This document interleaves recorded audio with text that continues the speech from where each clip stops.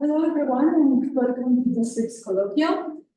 Today, we are pleased to have Dr. Ed Elson from University of the Western Cape, and he's going to talk about the new measurements of the galaxy mass spin. Thank you, Ed, for accepting our invitation, and the floor is yours. Thank you. So, thanks for having me, and thanks for organizing it, Marius.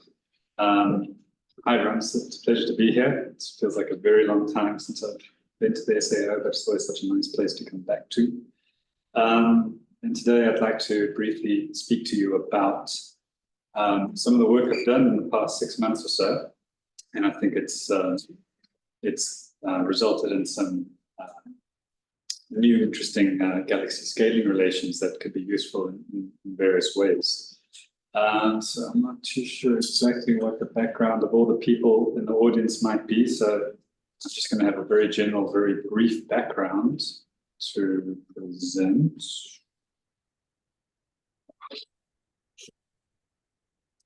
All right, so we need to think of things in the context of this galaxy formation scenario that we generally believe in as part of the Lambda-CDM paradigm.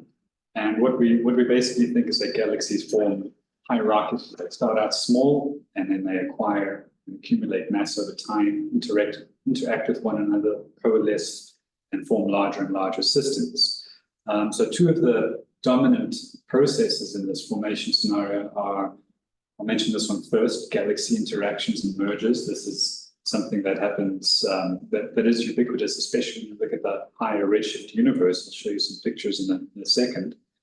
And of course, part of this galaxy formation process is also various mechanisms by which galaxies accrete gas, and that's obviously very important because it's the gas that converts to stars, and often it's the stellar mass content of the galaxy that we take to be the defining observable property of a galaxy.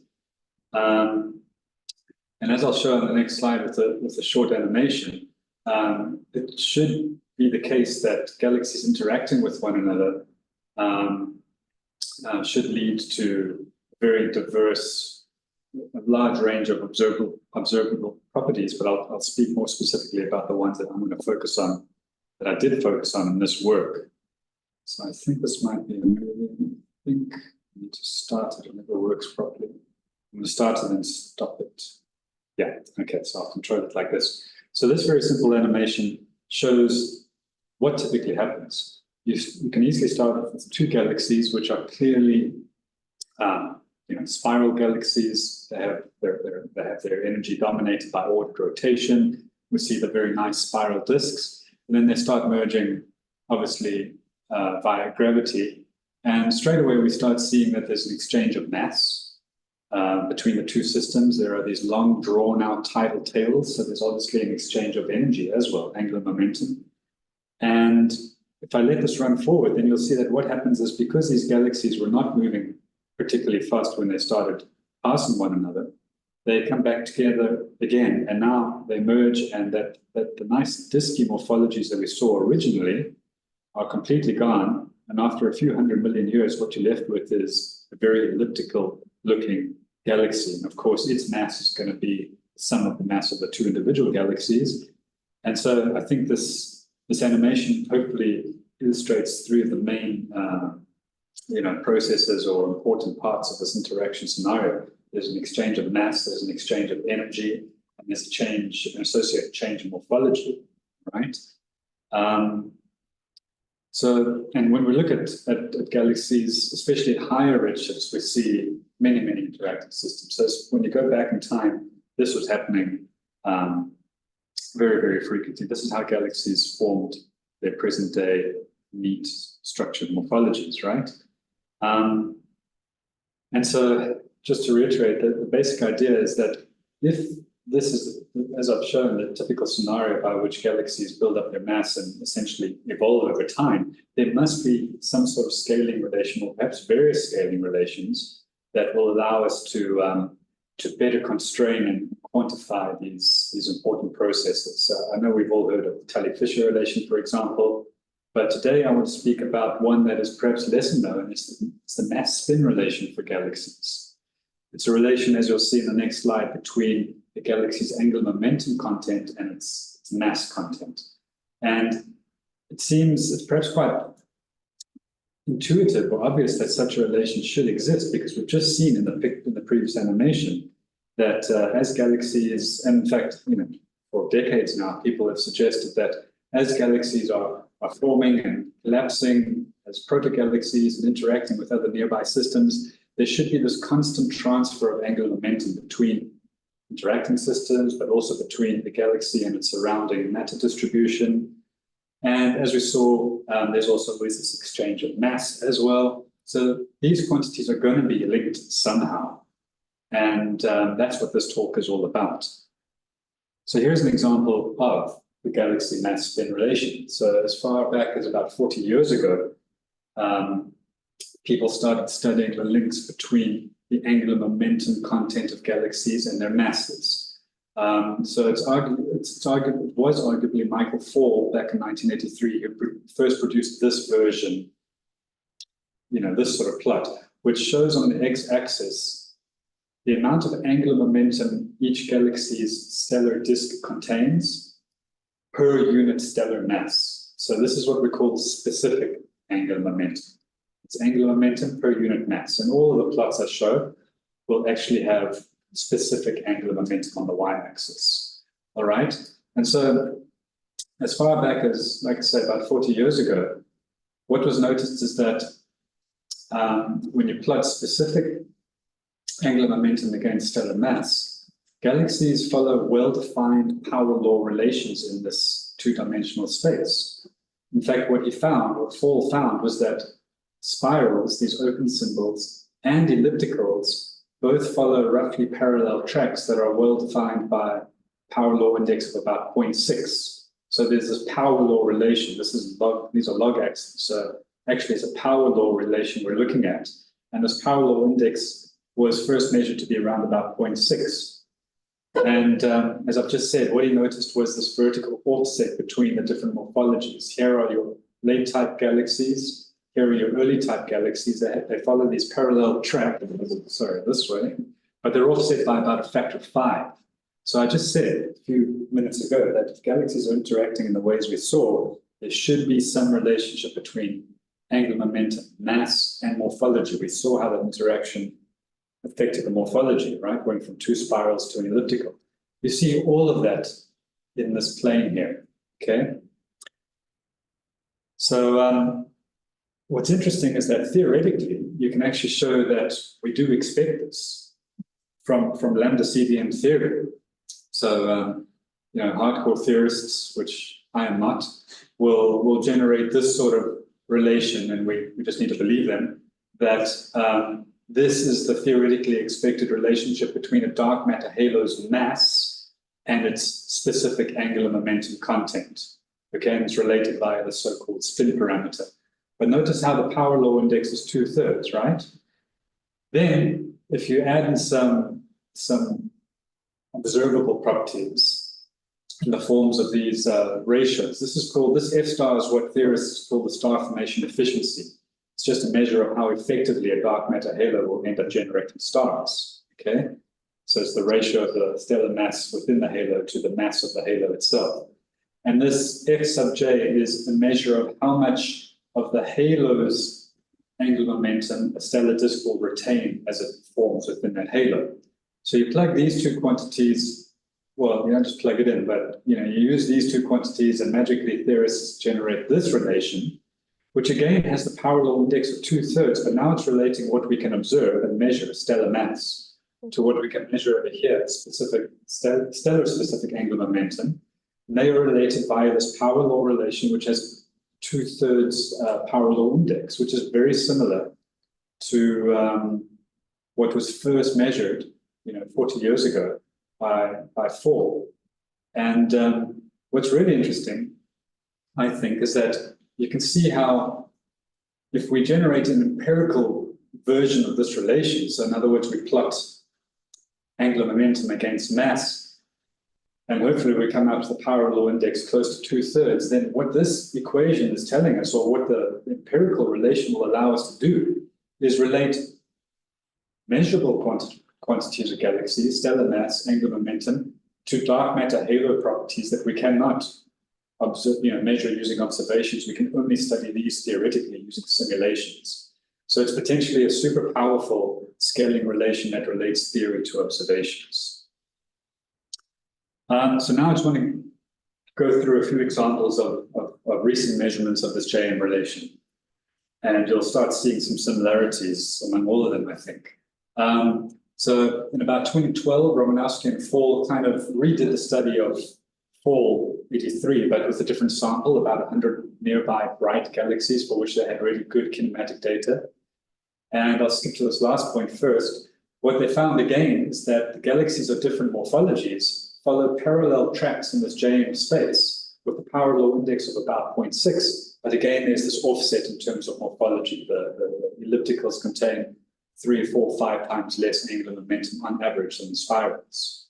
What is also useful about the study is that they actually demonstrated how to very effectively and very accurately approximate the angular momentum content of a spiral galaxy using only a measurement of its effective radius, which is like its disk scale length, and its maximum circular velocity, which you can get from H1 observations. So you can get really accurate measurements of this using global measurements such as these. And in fact, in the study of mine, I'll show you that's exactly what I did. I first came to know about this angular momentum stuff after I saw a talk by Daniel Breshkov in Stellenbosch, actually, which was to do with this paper that he and Carl Glazebrook produced a few years ago. And they took only 16 galaxies from a THINGS survey, but because it was THINGS, they had spatially resolved H1 imaging for the galaxies. They also had resolved infrared imaging, obviously. And so they could carry out they could generate not approximate, approximations of the angular momentum content. They could actually generate very high precision measurements of the angular momentum content of these galaxies by using the rotation curves and the mass profiles, integrating them. And what they found is that, again, they found that for galaxies of a particular morphological type, which they measured in terms of bulge fraction, how much bulge mass do you have relative to total mass? They found for galaxies of a particular bulge fraction, there were these parallel tracks in JM space. And so here's a version showing the link between angular momentum, mass, and then this proxy that they used for galaxy morphology, bulge fraction. And you see there's a well-defined plane. It's not so clear with just 16 galaxies, but there is a plane, close to which the galaxies lie in this 3D space. So morphology is important. Then I jumped on the bandwagon a few years ago because what I realized at the time was that the existing, so for example, these triangles over here are the measurements of J and mass from that Breshkov study I just showed you, but you see how they're all at very high masses, 10 to the 10 and above in baryonic mass. And so I carried out a study using the WISP galaxies to push to much lower masses and showed that this power law relation holds down to these lower masses. And again, the slope came out to be very close to the theoretically expected value of 2/3. And then a year or two later, there was this study by Potsi et al. And I show it because to date, even to date, this is perhaps regarded as the best measure we have of the JM relation. So they did it for 92 galaxies from the SPARCS sample of galaxies. And so again, they had resolved H1 imaging and infrared imaging, so they could use the rotation curves to very accurately measure the angular momenta. And when they plot them, they see over more than 3 decades of stellar mass, there's this single unbroken power law relation between J and M. And they found a slope that was a bit lower than the 2/3 theoretically expected value. But what was impressive is that the intrinsic scatter of this relation was really low, 0.17 dex. And so if we can generate tight, very, very, very tight versions of this relation, then it becomes an effective tool for understanding those formation processes I spoke about a while ago. And then theoretically, people have also tried to study the JM relation. And so, for example, using the Eagle simulations, Lagos et al. Showed that various proxies for galaxy morphology, proxies such as gas fraction, stellar concentration, they are all correlated with the scatter in the JM relation. And then myself and Romil Dave and Archie Glavachi, who was a postdoc at UWC, had a go at doing something similar with the SIMBA simulations, which is, of course, Romil Dave's suite of simulations. And we showed that SIMBA can produce very tight JM relations, and that typically the scatter in the relation is linked to a galaxy's neutral hydrogen content, which was interesting because it is what some other people have found, and it's easy enough. And so, one take-home point from the study was that galaxies with higher than average H1 mass for their given stellar mass will typically also have higher than average angular momentum content. And it's kind of understandable. It's easy enough to understand. Gas accretion is such an important part of the galaxy formation scenario. Gas accretes by a cold accretion onto the outer parts of galaxies. That puts angular momentum into the galaxy, and that mass can move towards the center over time. So it was very encouraging that we found this clear link between gas content and angular momentum content. And then there have been a few more studies. I'm not showing all of them, but one of the most recent ones was this one carried out by Hardwick et al. 2022. The reason I presented is because they made the jump. There were other people before, but these people as well made the jump to significantly higher sample sizes. So instead of a few tens or 100 galaxies, they jumped to nearly 600. And they got this JM relation for the disk components of the galaxies they studied. And they got a power law index of about 0.6. But the problem with this result was that they themselves point out the very large intrinsic scatter in the relation. And that makes it, a less effective tool for constraining some of those dark matter Taylor parameters that it can potentially constrain. And so, when maybe a year or so ago, the general state of affairs was the following: there had been quite a few studies that measured this JM relation, and most of them find a power law index in the range of about 0.5 to 0.7. But typically, as I've said, the sample sizes of all these studies were small, and for most of them, except perhaps the Pottsy relation from 2018, most of them had very high scatter. And of course, we've known all along that the galaxy morphology seems to shift galaxies up and down vertically in this JM space. And so about July last year, I was thinking to myself, what could a person potentially do to improve the state of affairs? And so my goal, as I say, around about last July, was to attempt to generate a new set of JM relations using galaxies and using data from the Alfalfa survey, right? And my goal was to use large galaxy samples, much larger than anything that had been used before, and to hopefully generate JM relations that had low intrinsic scatter, very low, and also were hopefully consistent with some of the best measurements of the JM relation to date. Hopefully by the end of this talk, I'll convince you that I succeeded in achieving these goals, but let me try to show you how it was done. So as I said, I used data from Alfalfa. Very quickly, Alfalfa was this blind H1 survey carried out with the Arecibo telescope for its, the feed landed on it. And it's over many nights, many nights, mapped out the H1 content in about 30,000 galaxies over about 7,000 square degrees of sky.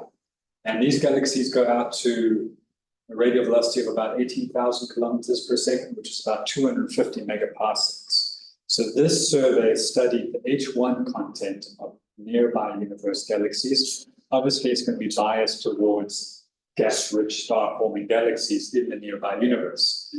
The spatial resolution was very coarse, so we did not typically get, alfalfa did not typically produce resolved 2D images of the H1 content of galaxies. All we get from alfalfa are measurements of the spectral distribution of the flux. And so here's an example of the sky coverage of alfalfa. Every dot is a galaxy.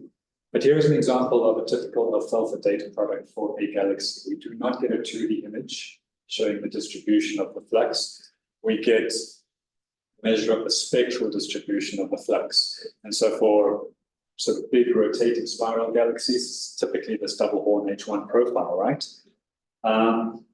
But from this alone, you can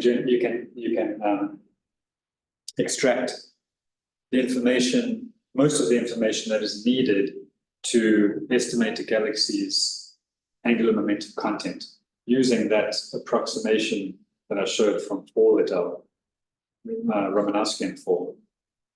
So I'll speak about that in a second. So this is the typical data product for every alfalfa galaxy. There are 30,000 of them. And of course, there are some catalogs that have been generated that contain all of the measurements for the alfalfa galaxies. And so this is an example of the Haines catalog. This is the main alfalfa catalog. This is my version of it. I generated my own database of this catalog.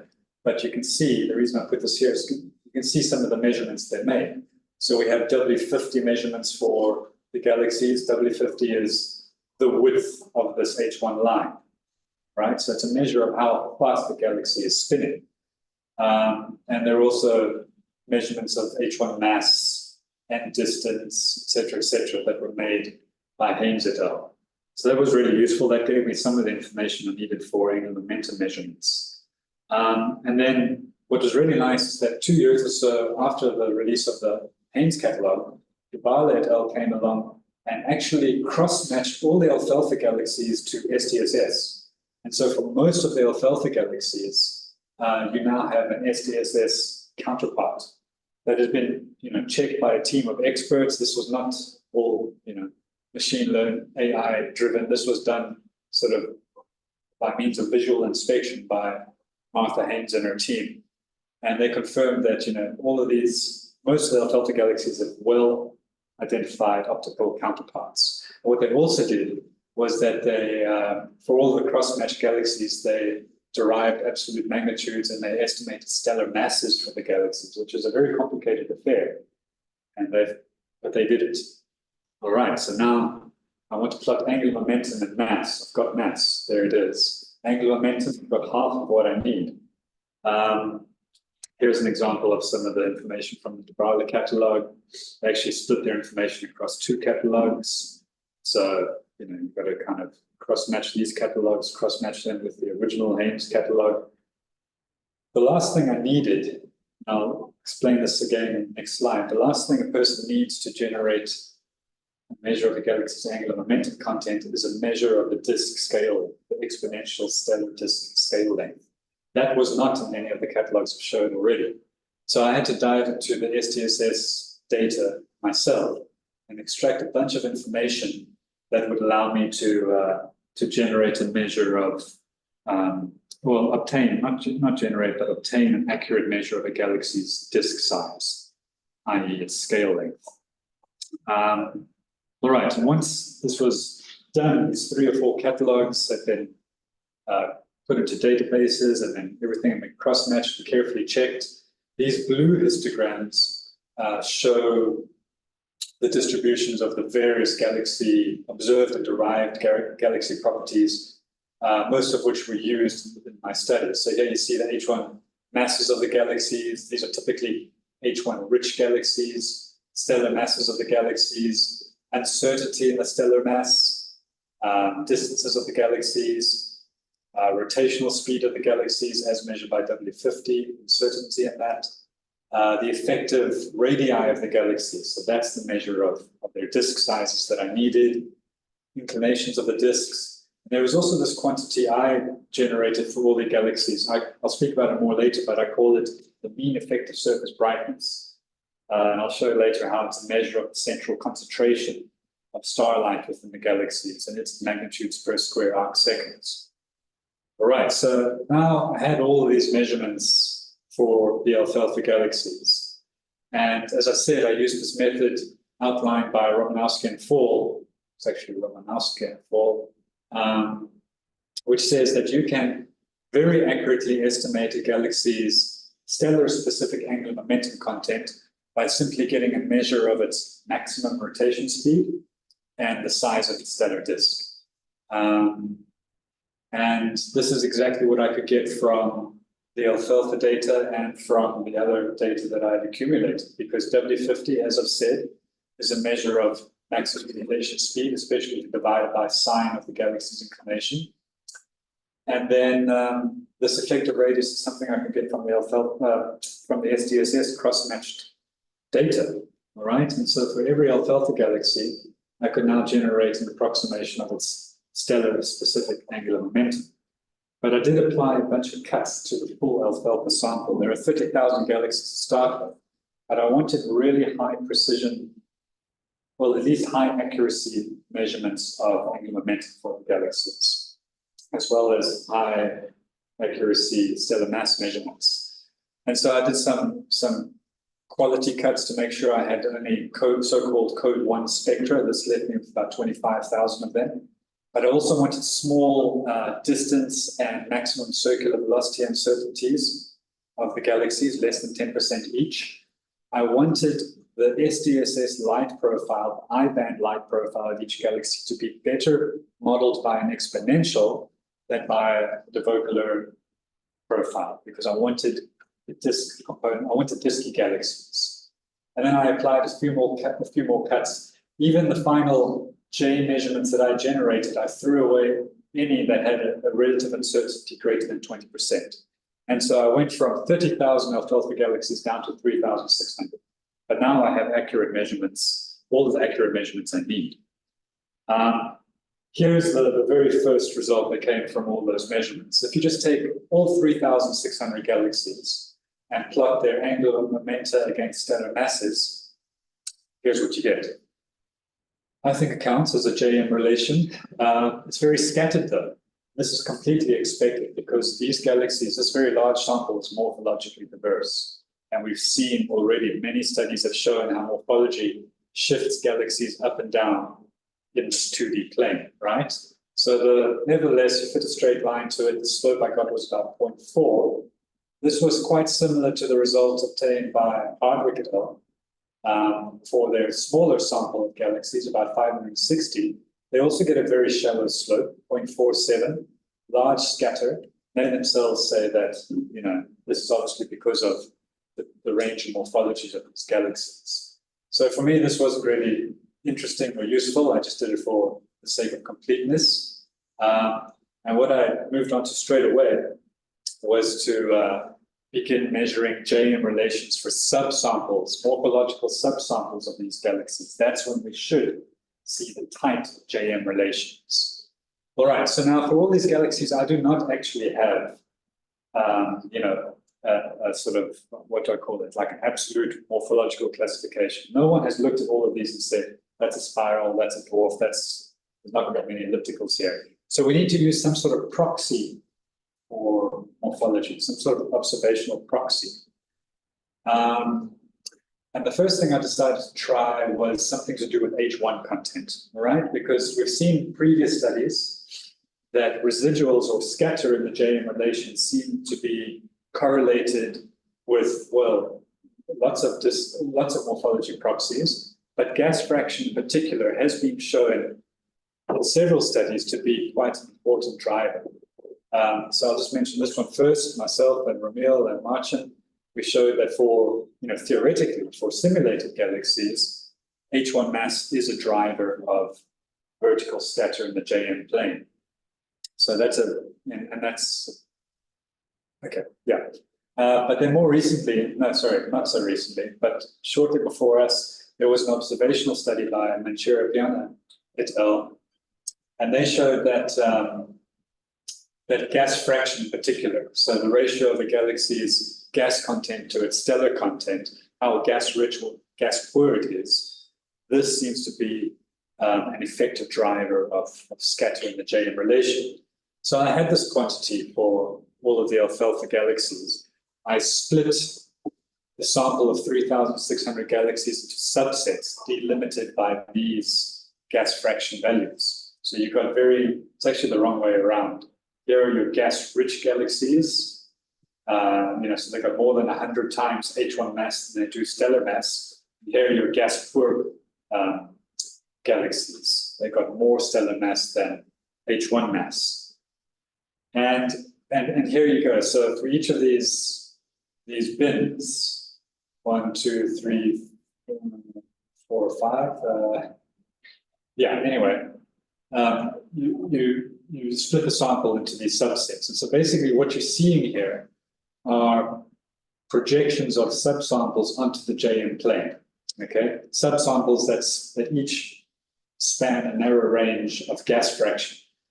And what you notice is slightly interesting in the sense that the power law indices of these relations become a bit higher. So before, they were very low. The power law index for the full sample was 0.4. But now they're more like 0.51, 0.5, 0.53. This one's as high as 0.7. So it's interesting that the steepness of the relation goes up. But for me, what was not impressive was the way in which the scatter remained as high as it was before. So if we go back to this relation showing all of the galaxies, the scatter was about 0.17 dex. For these ones, the scatter is still about 0.15 dex, 0.16 dex. So the fact that the scatter in these individual relations has not gone down tells me that gas fraction is not a useful morphological proxy that is related to the scatter in this relation. Right. So in other words, it's you're adding an extra. You're using a more complicated model. You're adding an extra parameter, but the more complicated model, is not fitting the data any better than the simpler model. Okay, so adding that extra complexity to the model is not useful. So I spent a bit of time thinking about what might be a different morphology proxy that I could use instead of gas fraction. And I was hoping that it might be tightly or well related to the scatter. It might be regulated the scatter in the 2D JM relation that I generated. So this is repeating one or two things. We know that morphology drives a lot of the scatter. And so my idea was to use something like what I call effective surface brightness, which is basically a measure, I'll show you in a second, of how centrally concentrated the galaxy's stellar mass is. And so in words, I write it like this, but I think of it like this. It is the magnitude measure of the average flux per unit area within the galaxy's effective radius. That effective radius is the radius containing half of the galaxy's total light. So that's what I call mean effective surface brightness, measured for the alfalfa galaxies in units of magnitudes per square arc second. And I did it for the SDSS I band, all right? And the point is that this is a really easy quantity to calculate. You can do it straight out of using a few quantities from the SDSS databases. It's much easier than measuring something like bulge to mass fractions for the galaxies, all right? I was about to say, okay. I could hear beeping.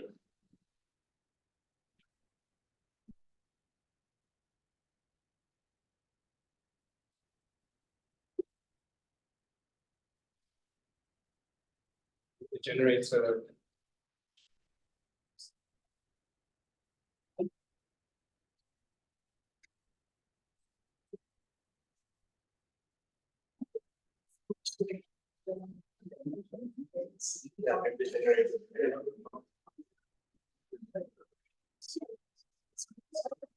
Hey, do you mind if I ask a question while this is going on? Of course. With the model of the two galaxies, two or more galaxies interacting to form a merger, how much mass of various different kinds do you actually lose during that kind of is not trapped by the final galaxy? And does that vary according to the sort of parameters of the interaction? Yeah, good question. And I'll say straight away, I can't provide it. It's heavily dependent on the ratio of these two galaxies. So in a very low mass system, more like system, interacting with another mass galaxy, all of this is just be double that. But when the masses are more equal, that's when you can get a lot of stuff going into space. And this question, the convention back down. That's why we often see these very extended gaseous segments of galaxies. You could really deep, sometimes stellar streams that go out kiloparsecs. And that could potentially affect your relations at the end. I guess so. I don't see exactly how. I guess so. I mean, it's because it might effectively be removing mass. Without necessarily heavily affecting the angular momentum. So Yes. yeah, exactly. So and that's why I think that constraining this sort of relation and others like Telly Fisher, it can be used together with simulations to better understand exactly those sorts of processes. I think. We have light, but we don't obviously have. Yes, So it's working on it. There's not a question. Yeah, another question on the I think consolidated back before you provide the subtypes you slope forward, but none of the subtypes has slope that low. So I think it's sort of averaging by. That's a good question, but I mean, there's a lot of scatter in that so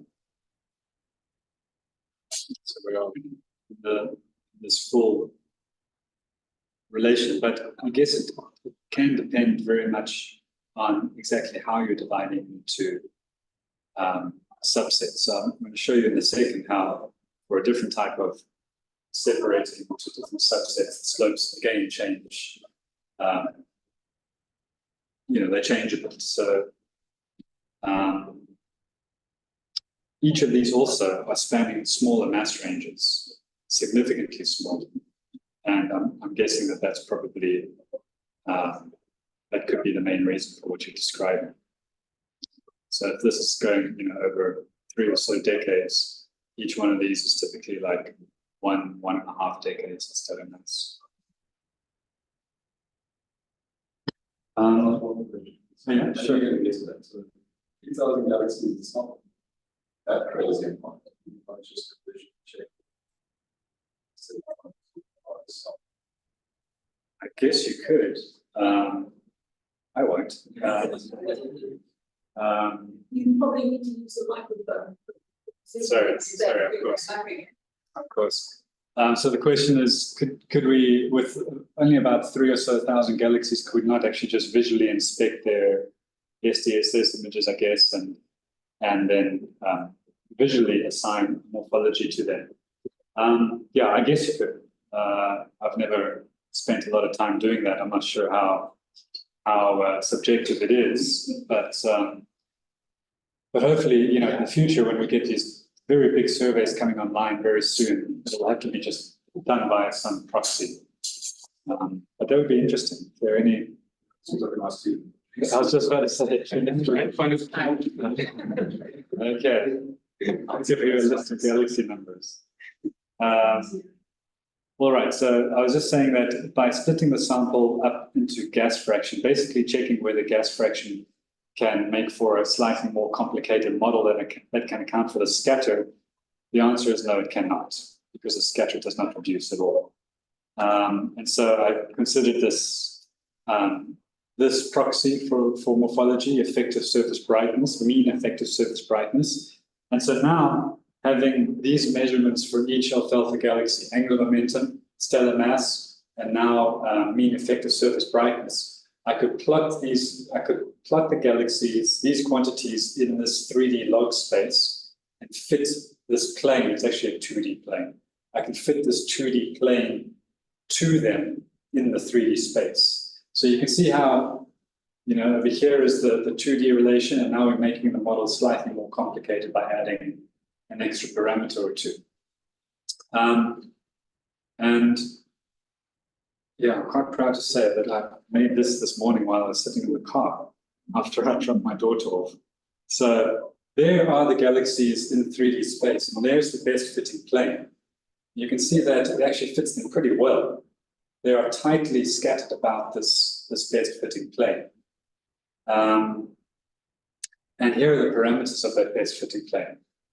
The alpha index, which controls the mass dependence of J, is 0.59, which is actually right in the middle of the Pottsy value of 0.55 and the theoretically expected value of about 2/3. But what was really interesting was that, as I kind of showed in that quick animation, was that the standard deviation of the scattering points about that best fitting plane is less than 0.1 Dex. That's way lower than anything else that anybody has measured before. So I won't really speak about it today, but I think that this sort of tight-fitting plane could actually easily be used to estimate the real galaxy stellar mass if you have a measure of J, which is easy to generate, and you have a measure of mu effective, which is also easy. We can accurately get stellar masses without doing SED fitting. That's actually something I'm investigating at the moment. So there was this best fitting plane, which is really tight. And so again, I could actually take the full sample of galaxies, split them up into morphological subsets delimited by mean effective surface brightness. So is this backwards again? Is this magnitudes? So here are the faint galaxies going to brighter galaxies. But I'm talking now about the average brightness within the effective radius, so how centrally concentrated their light is, which is obviously related to morphology, right? And this is what we get. So going from low mass to high mass galaxies, low central surface brightness to high central surface brightness, you see that you typically get these very tight projections of the three-dimensional distribution onto this 2D JM space. And most of these have power law indices of about 0.58, 0.54, 0.57, very close to that Pottsy value, very close to the value for the 3D fitted plane. But the scatters are really, really low. 0.13 Dex, 0.1 Dex, 0.09 Dex, 0.08 Dex, much lower than anything that has been measured before. But like I said, they're all consistent with some of the other best measurements in the literature. And as I've already said, they're very, very tight, very small intrinsic scatter, much smaller than anything that exists. And based on much larger samples, each one of these samples, 694 galaxies, 1,400 galaxies, 1,000 galaxies, each one of these are 2 or 3 times larger than any other sample that's ever been used. And all of these relations are really, really good. So I think that each of these individually or perhaps together in the form of this 2D plane that was fitted to the data, I think that they make for a new set of JM relations, which demonstrate that mean effective surface brightness is a very useful proxy for morphology that very effectively regulates a galaxy's angular momentum content. And so one way to think of it is that at a particular stellar mass, a galaxy that has, for example, higher than average stellar flux per unit area within its effective radius will also have more than average angular momentum.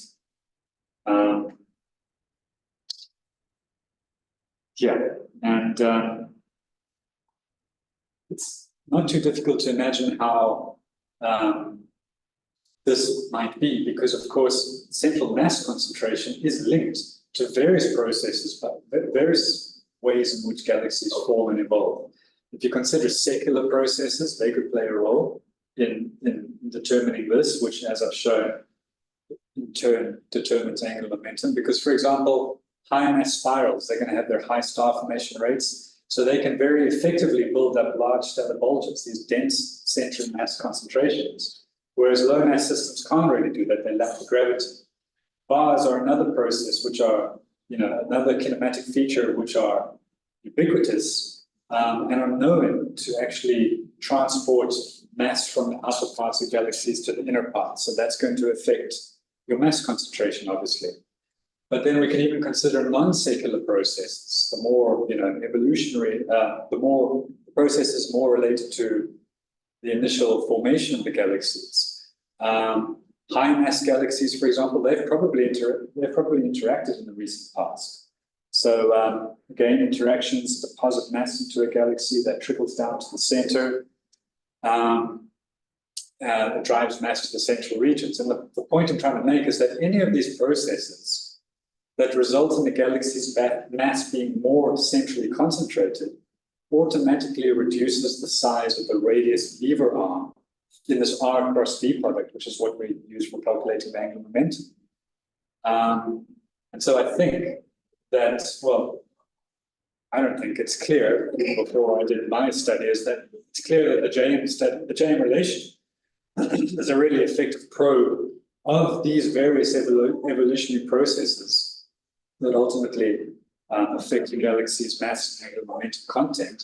The JM relation is a way to study this, and hopefully the paper, which has now been published, hopefully it'll be clear that this new set of JM measurements and also this 3D plane that links angular momentum, mass, and mass concentration, hopefully it serves it can serve as a useful tool to better understand these galaxy formation processes. And in fact, about 2 days after it was published, Michael Ford himself emailed me, said he thinks the results are very believable.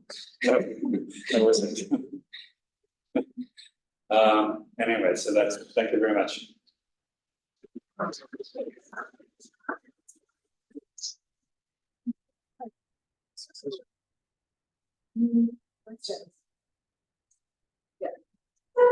I was curious about the size cutoff, because is it that beam is 3, Yeah. and then your cutoff was an effective radius of 1.5 or 3.5 or something. Yeah. Are you not worried about having cases where an alpha beam covers a group of galaxies, for example? So that's part of one of the quality checks that Haynes et al. Did, which was what's so great about the catalog. A lot of that hard, dirty work, which is done by manual inspection, was done by the Alpha team. So for each one of these each Alpha galaxy that's cross-matched to an SDSS galaxy, it's clean cross-match 1-to-1. There are no cases, they eliminate the cases in which there could potentially be more than one cross-match. And then that 1.5 arc seconds cut I applied to the SDSS effective radii or scale lengths was just to make sure that the galaxies are resolved in the SDSS imaging. You don't want to try to measure the light profile or something that's not resolved by the PSL. So that was the reason for that. Follow-up, not follow-up, but question about size is the rate of dwarfs. You mentioned storyline having flat rotation curve. I was wondering about the dwarfs. Do we think, I mean, obviously it's H1, so it's likely, but how would that possibly have an effect in affecting that? Yeah, so where was it? Here I was saying that, where it's gone. I was speaking about some of the sort of quality cuts I imposed, and one of them was where it's gone. One of them was to look at the actual measurements I had made for angular momentum and to cut out anything for which the uncertainty of the angular momentum measurement was really large. And what you find afterwards, just find it on the slide, that's this one. So what you find, you see these red histograms are, I'm trying to remember now, is it the full alpha sample perhaps, like all 30,000 galaxies? The blue histograms are the sample I have after cutting. The red is a randomly selected 3,500 subset of the full 3,000, not the full 30,000. You can see that there are, look how a lot of slow rotating galaxies are cut out, a lot of the dwarfs are cut out. It's because it's really hard to measure their angular momentum accurately. So when I apply that angular momentum quality cut, it automatically eliminates it. So it's not ideal. I wish the sample could be more logically more diverse, go to lower masses, but then it would come at the cost of very uncertain mass measurements down there. In fact, afterwards, I've got another slide from the talk. I'll show you exactly what I mean. Is there anyone who took this for these dwarfs? Sorry. No, so no, I don't think so. So here's the talk from last week. And here's the two-dimensional JM relation that goes down to dwarf-ish masses. And look at the huge uncertainties we start having to contend with. So this is the one as measured from the Simba simulations. So Patricia, behind you, this is just another question. Yeah.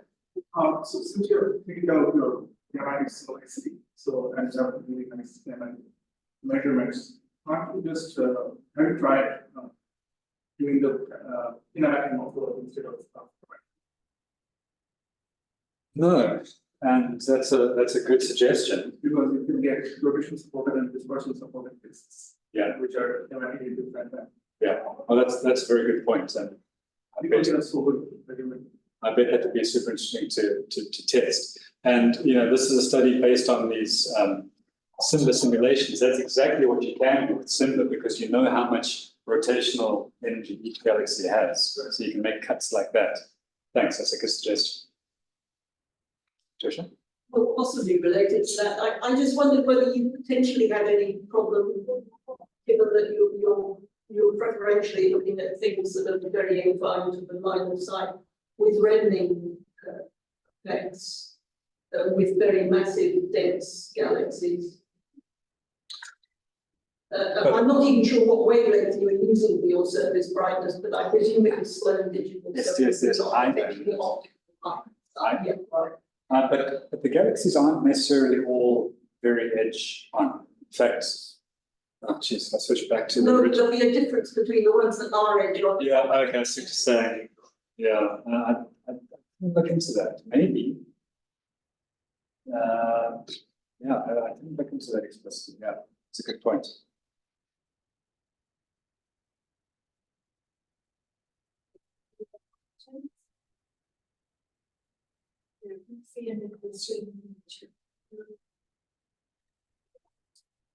So this thanks Ed again.